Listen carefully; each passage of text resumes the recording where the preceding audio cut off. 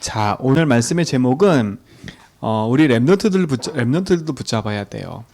일부 때도 말씀드릴 거지만 요단을 건너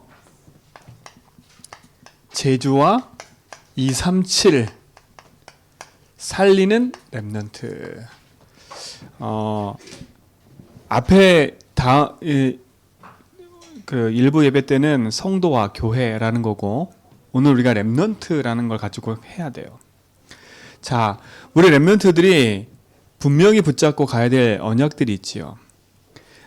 정확한 언약만 붙잡으면 반드시 승리하게 돼 있어요. 그래서 어디에 있냐가 중요한 겁니다. 우리는 언약이 성취되는 언약의 흐름 속에 있어야 돼요. 어디에 있어야 된다고요? 언약의 흐름 속에 있어야 돼요. 어디에 있냐가 중요한 거예요. 그래서 렘넌트가 서밋의 위치에 있어야 돼요. 이게 중요한 거예요. 그러니까 어느 위치에 있냐가 중요한 거라니까. 자, 성경에 보세요. 요셉은요, 가정 문제와 여러 가지 삶 속에 어떤 일이 있어요? 아무도 날 안 알아줘. 외로움이라는 것이 요셉에게 있었어요. 그러나 요셉은요, 형들이 보지 못한 것을 갖고 있었어요. 그게 뭐예요?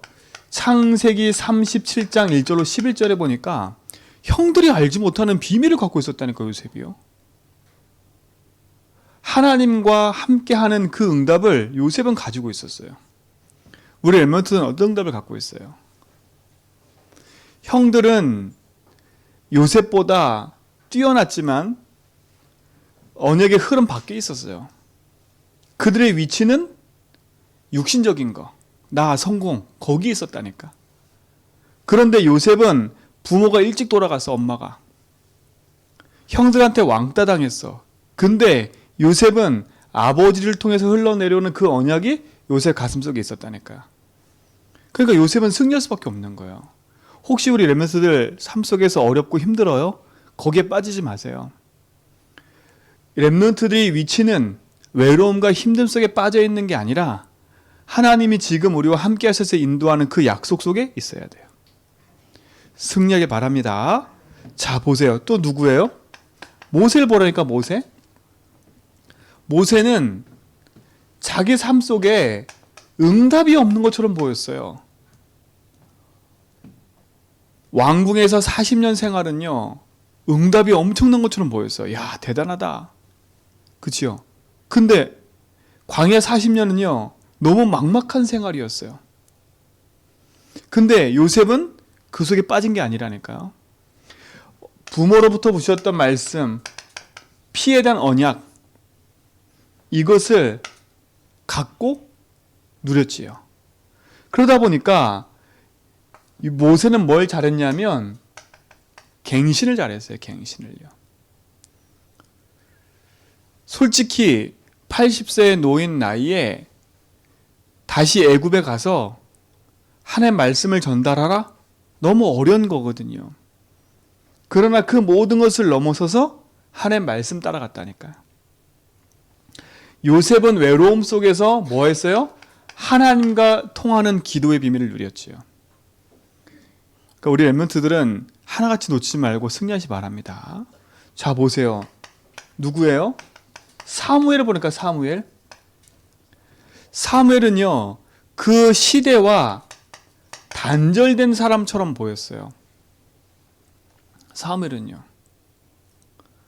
사무엘이 살아있는 날 동안에는 하나님 말씀이 어떻게 해요? 사무엘 한 모든 말이 성취됐다니까. 그러니까 이스라엘 백성이 하나님의 말씀과 상관없이 완전히 무너진 시대 속에 살고 있었잖아요. 근데 그들의 삶과 사무엘의 삶은요, 단절된 것처럼 보여요.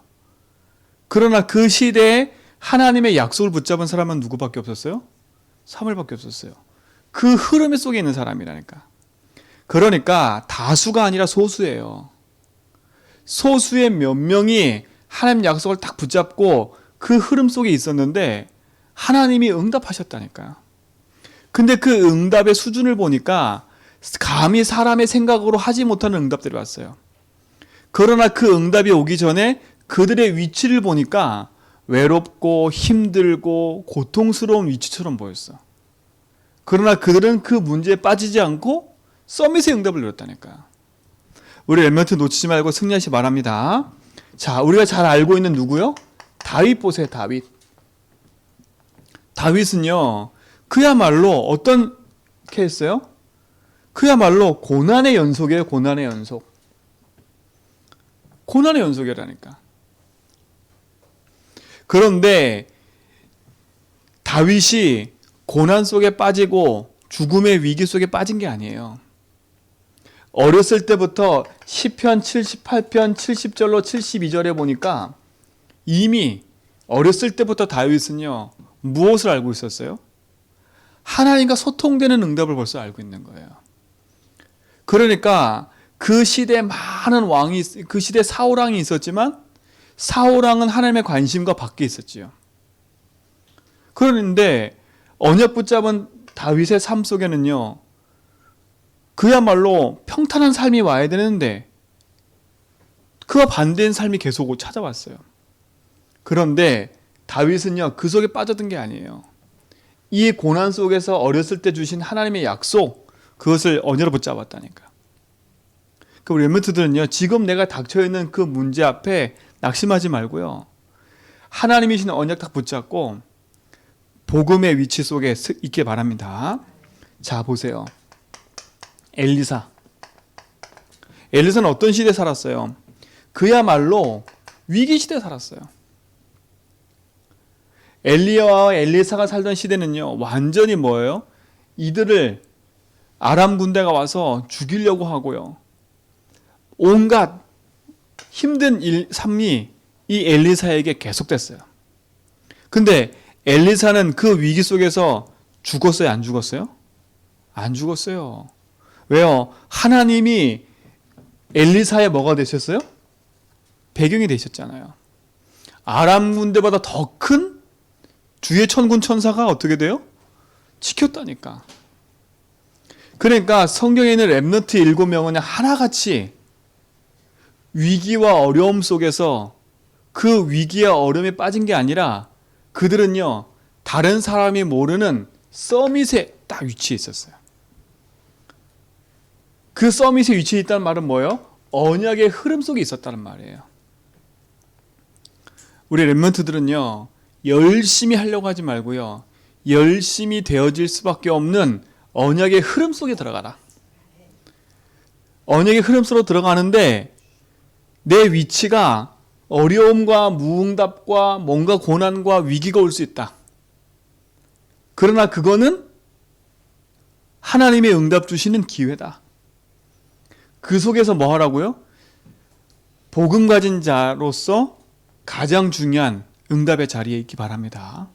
그러니까 우리 멘토가 놓치지 말고 승리하셔야 돼. 그러니까 하나같이 이 응답 속에 있었던 거예요. 두 번째, 이들 렘넌트들은요, 자세가 틀려서 자세가.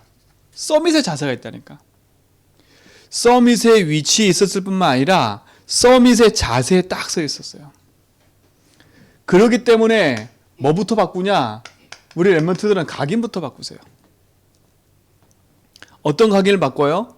된다, 안 된다, 어렵다, 힘들다. 그 속에 박혀있지 말라.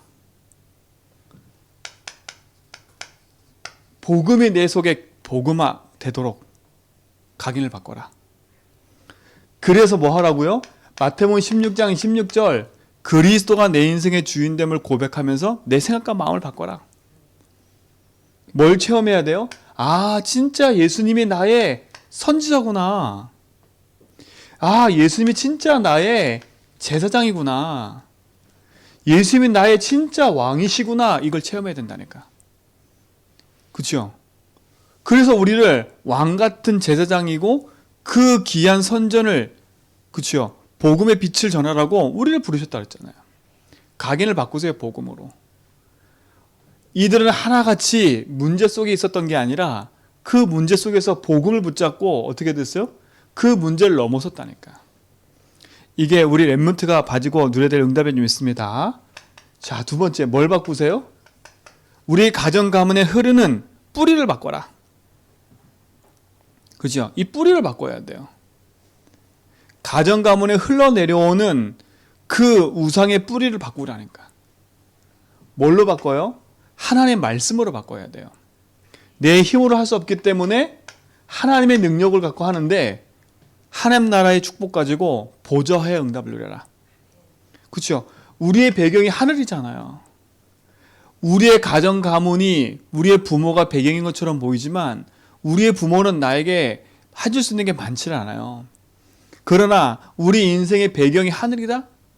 우리의 삶에 우리의 모든 것의 뿌리를 하늘에 둬야 된다니까. 하나님의 나라가 우리 모든 렘넌트의 삶 속에 있게 될 줄 믿습니다. 그렇죠? 그래서 하나님의 말씀과 기도로 뿌리 내리는 거예요. 한마디로 말하면 예배에 성공해라. 렘넌트의 축복이 이 속에 있는지 믿습니다.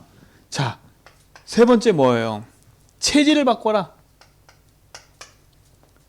그렇죠? 체질을 바꿔야 돼요.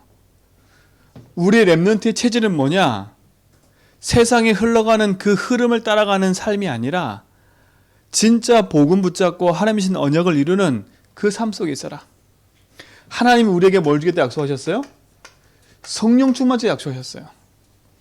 내 삶은 오직 복음, 성령 충만함을 누리는 삶이다. 이 축복이 우리 렘넌트에게 있게 될 줄 믿습니다. 그렇죠? 우리 렘넌트의 자세는요, 틀린 거예요. 세상에서 말하는 나 육신 성공에 뿌리 내리는 삶이 아니라 하나님이 나와 함께 하셔서 내 인생을 인도하신다는 정확한 약속 붙잡고 서 있는 삶이에요. 그러니 렘넌트는요, 과거, 현재, 미래, 위, 아래, 옆 다 볼 수 있는 거예요. 이 축복이 우리 렘넌트의 삶 속에 응답으로 누려지기를 축원드립니다. 그렇죠? 이걸로 누리니까. 그러니까 렘넌트 일곱은 하나같이 언약의 흐름 속에 있었던 거예요. 복음이 흘러가는 그 흐름 속에서 내가 가지고 있는 자세만 바꿨는데 하나님이 주신 그 복음의 응답 속으로 이들이 하나같이 쓰임받기 시작한 거예요. 이 축복이 우리 렘넌트에게 응답이 되고 축복이 된 줄 믿습니다. 자, 그렇다면 첫 번째예요. 이 속에서 먼저 할 것이 있어요. 그 첫 번째가 뭐냐? 많은 사람들이요, 복음 아닌 다른 것을 붙잡고 있어요.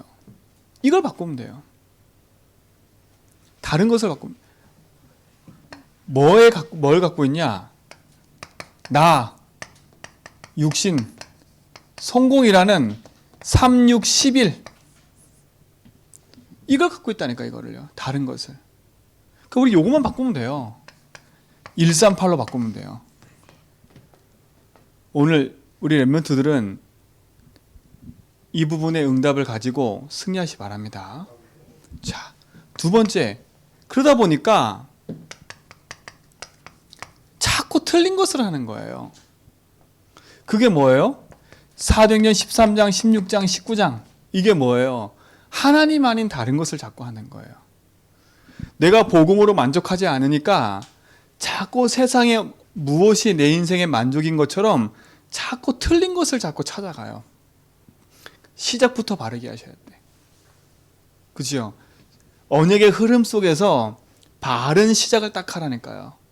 그래서 내 속에 나 육신 성공이 아니라 하나님이 내 인생의 주인 되셔서 나와 함께하는 응답 가지고 이 부분을 회복하고 누리시 바랍니다.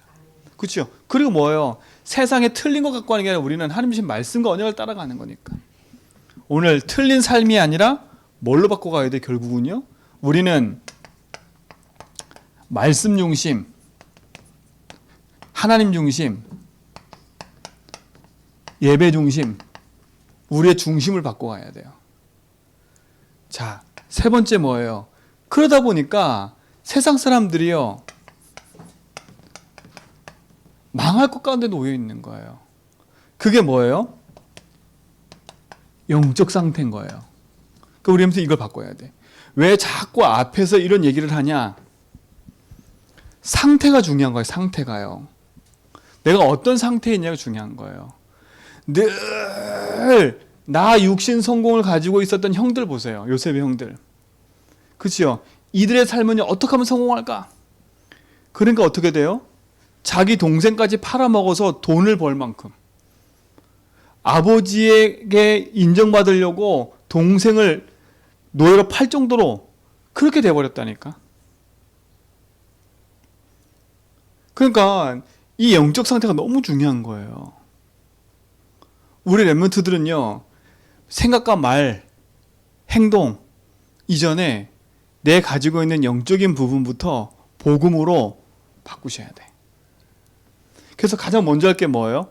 내게 있는 다른 것부터 버려라. 나 육신 성공을 버려라. 내가 틀린 거 붙잡고 있는 그거 버려라. 망할 영적 상태를 바꿔라. 그렇죠? 망할 영적 상태가 뭐예요? 내가 가지고 있는 생각과 기준 자체가 복음 아닌 외로움 그 속에 박혀가지고 된다 안 된다 거기에 박혀서 무너져 있는 나의 삶을 말하는 거예요. 우리 렘넌트들 이것을 회복하고 누리시 바랍니다. 언약의 흐름 속에 들어가서 위치와 서밋의 자세 가기 전에 이 부분을 하라고요. 자, 그럼 두 번째 오늘 보세요. 이 부분을 하면서 뭐 하냐? 요단을 건너가야 돼요. 그리고 여리고를 점령해야 돼요. 자, 그런데 세 번째 게 중요해요. 반드시 하나님은요, 세계복음화, 가나안 땅 들어가는 것이 하나님의 절대 언약이에요. 절대 목표라. 하나님 절대 목표는 가나안 땅 들어가는 거예요. 근데 가나안 땅 들어가는 앞에 요단이 있다니까? 여리고가 있다니까? 그러면 이건 어떻게 돼요? 당연히 갈라지고 당연히 무너질 수밖에 없는 거예요. 맞잖아요. 근데 갱신이 안 되니까 요단과 여리 옆에 무너지는 거라. 하나님 절대 목표를 이루어가는 데 있어서 어려운 것처럼 보이는 요단, 절대 안 된 것처럼 보이는 여리고가 있을 수 있다니까? 근데 그 여리고 요단은 당황할 게 아니야. 절대 목표라는 그 응답 속에 있는 사람은 여리고 요단은 지나가는 거라니까? 그러면 먼저 할 것 붙잡으면서 뭐 하면 돼요? 날마다 갱신하고 있으면 되는 거예요. 날마다 복음 뭐 하고 있으면 되는 거예요? 누리고 있으면 되는 거예요. 그리고 뭐 알면 되는 거예요? 내가 가야 될 내 자리를 알면 되는 거예요. 우리는 어딜 향해 간다? 가나안 땅을 향해 간다. 근데 그 가나안 땅 가는 게 내가 가는 거예요? 내 목표라면 가나안 땅 가는 게 힘들겠지요. 근데 가나안 땅은 누구 목표예요? 하나님의 절대 목표라니까. 절대 목표. 변하지 않는 거예요. 그렇죠? 그래서 우리 렘넌트는 내 학업과 내 모든 것이 하나님 절대 목표와 맞아져야 돼. 그래서 기도하라는 거. 하나님, 내가 하는 학업이 세계복음 하는 것에 맞아지도록 주님이 주인 되도록 기도하는 거야. 그러니까 우리 렘넌트의 삶 속에 이 축복을 회복하기 바랍니다. 근데 그 앞에 뭐가 있어요? 요단이 있어요. 그 앞에 여리고가 있어요. 근데 요단과 여리고를 건널 때 사람의 방법으로 건넌 게 아니에요. 그렇죠? 뭘로 건넜어요? 홍해는 모세가 지팡이로 탁 내밀어서 홍해 갈라졌다니까. 근데 요단은 여호수아가 지팡이로 가는 게 아니라 언약궤를 맨 제사장이 요단의 물에 요단에 흐르는 그 물에 발바닥을 밟는 순간에 멈췄다니까. 그렇죠? 그 말은 뭐예요? 언약궤 가는 길을 따라가라는 거예요. 요단과 여리고 어떻게 움직여졌어요? 한마디로 말씀 따라간 거예요. 언약궤 따라간 거라니까요. 내 생각에는 이 못 건널 것 같아. 내 기준에는 이 여리고를 그렇게 하면 안 돼. 근데 하나님의 방법은 뭐예요? 언약궤를 따라가라는 거예요. 우리 멤버들은요 평생에 복음 붙잡고 갱신하면서요 세계복음화라는 것을 목표를 딱 두고 말씀 따라가면 돼요. 때로는 내 생각과 안 맞을 수 있어. 때로는 내 형편과 안 맞을 수 있다니까 말씀이. 때로는 내 상황, 형편 모든 것과 이것이 맞을 때가 있어 또. 그치요? 맞을 때든 안 맞을 때든 우리는 말씀을 따라가는 거예요. 왜? 여리고 요단은 당연히 무너져야 돼. 필연적으로 무너져야 돼. 절대적으로 무너져야 돼. 왜요? 하나님의 목표를 이루고 가는 거기 때문에. 오늘 이 축복을 누리시 바랍니다. 자, 근데 말씀 따라가는데 오늘 성경에 보니까 여리고성을 도는데 여호수아가 백성한테 말한 게 있어요. 백성들에게. 뭐 하라고요? 말하지 마. 어떤 얘기도 들리지 마. 한마디로 뭐 하라고요? 불신앙만 하지 말라는 거예요. 네 속에 막 여러 가지 막 말할 것이 많잖아요. 입 밖으로 내지 말라는 거예요. 하나님 하시는 걸 보라는 거예요. 2021년도 제주한백개 모든 성도 평생을 마찬가지예요. 제주복음화와 세계복음화를 놓고 내 인생의 여정을 걸어가는 데 있어서 말씀을 따라가면서요 딱 버리세요. 왜요? 불신앙은 사단의 통로라니까. 이번 우리 원담 메시지 들었잖아요. 사단은요 불신앙의 네트워크를 쫙 깔아놨어요. 우상의 네트워크를 쫙 깔아놔가지고요 교회와 현장과 모든 것이 걸려들도록 만들어놨다니까. 근데 우리는요 복음의 네트워크를 가지고요 이걸 넘어서 버려야 돼. 왜요? 하나님은 24시 하고 계시잖아요. 그러니까 우리 하면서 이것만 딱 버리면 돼. 왜? 여리고 요단은 당연히 걸려질 거예요. 그러니까 뭐만 하면 돼요? 불신앙하지 말고 낙심하지 말고 내 기준을 바꿔버리면 돼요. 왜? 여리고는 당연히 무너질 거예요. 여리고는 필히 무너질 현장이에요. 여리고는 절대적으로 무너져야 돼요. 왜요? 목표가 있잖아요. 혹여나 내 삶 속에 된다 안 된다라는 기준 갖고 있지 말고요. 내 위치와 자리만 딱 바꾸고 갱신하면서 뭐하냐? 언약의 흐름 따라가세요. 그 언약의 흐름은 뭐예요? 세계복음화라는 걸 놓고 하나님은 모든 방향을 이끌어가요. 처음부터 하나님은 창세기 1장 27절 28절에 처음부터 세계복음화를 약속하셨어요. 하나님 형상대로 창조하시고 뭐라고 그래? 28절에 보니까 정복하고 다스리라. 처음부터 세계복음화 약속하셨다니까. 그러니까 우리 인간에게는요 정복과 다스림의 축복이 있는 거예요. 근데 누구한테 빼앗겼어요? 사단에게 빼앗긴 거잖아요. 하나님의 형상을 잃어버리는 순간에 하나님이 주신 정복과 다스림이 없어져 버리고 그때부터는 어떻게 돼요? 사단이 빼앗긴 것에 붙잡혀서요 나 육신 성공에 싸움하며 살아가잖아요. 그러니까 하나님이신 복음 갖고 정복과 다스림이 아니라 칼로 정복하고요. 이런 현상이 되어버린 거예요. 완전 흑암이 역사하는 현장. 우리 에면은 바꿔버려야 돼. 세계복음화는 처음부터 약속하신 거예요. 가나안 땅 창세기 12장 1절로 3절에 보니까 처음부터 아브라함에게 약속하셨다니까. 가나안 땅 들어가라. 가나안 땅 갈 거다.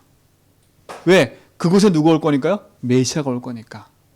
처음부터 하나님 약속한 거예요. 그렇죠? 예수님이 오시고 마지막에도 제자들한테 얘기했어요. 그렇죠? 부활 메시지 보세요.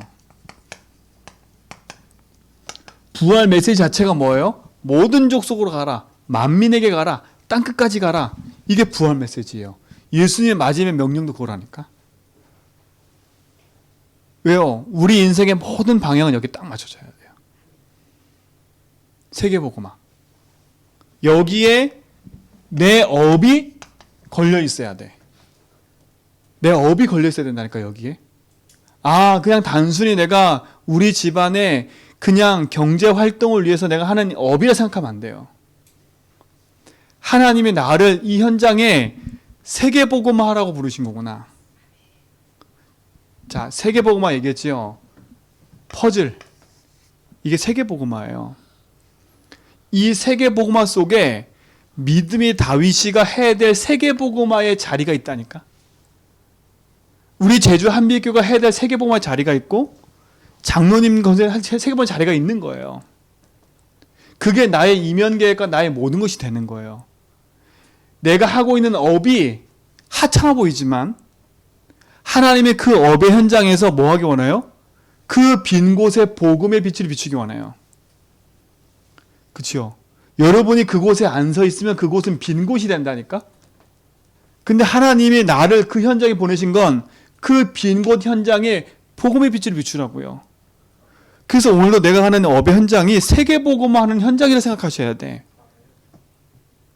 그죠? 세계복음 현장, 그게 맞아지는 거예요. 하나님, 내가 오늘 청소하러 가는 것처럼 청소하는 게 아니라 세계복음화를 가는 거예요, 거기요.